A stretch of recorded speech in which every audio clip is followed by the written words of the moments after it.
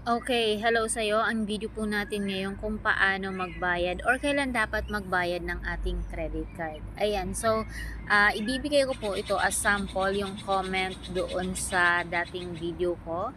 Ayan, so ito na lang ang gagamitin natin. Ayan, so ang sabi po dito, ma'am, ask ko po kasi ang statement date ko every 25th and ang due date ko 29th of the month. Nag-purchase ako ng 6 and 11. Kailan po ako magbabayad?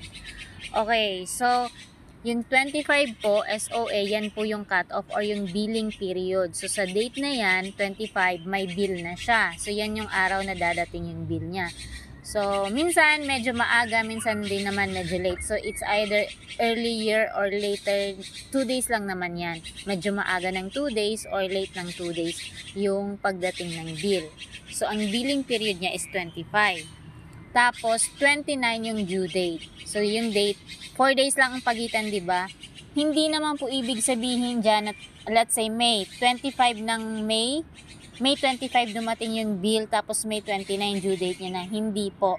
So, ang ibig sabihin niyan, May 25 dumating yung bill, yung due date niya is June 29. So, may 25 days po tayo para paghandaan or before due date. Ayan. So, may time pa, diba? May time pa naman para magbayad. So, 25 ang kanyang bill, tapos ang May 25 yung kanyang bill, tapos June 29 yung kanyang due date. Okay? Tapos, ang sabi dyan, 6 and 11 nag-purchase na siya. So, yung date na 6 and 11, pasok na po sa billing niya. So, kasama na yon. So, ngayong May 25, may bill na po siya. Kasama na yung na-purchase niya noong 6 and 11.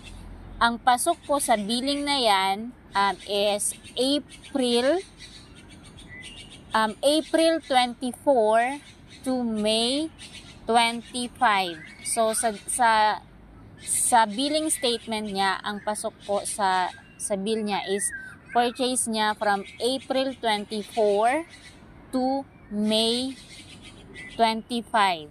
Ayan. So ganyan po kung paano tumingin or kung kailan dapat magbayad ng ating credit card. Ayan. So may karugtong pa po yung kanyang tanong kung pwede daw ba nakalahati lang yung bayaran niya sa due date kasi walang pambayad ng buo. Actually, pwede naman po kalahati lang. Nga lang, may interest po yung unpaid balance. So, kung magkano yung natitirang hindi nyo nabayaran, may interest po yun.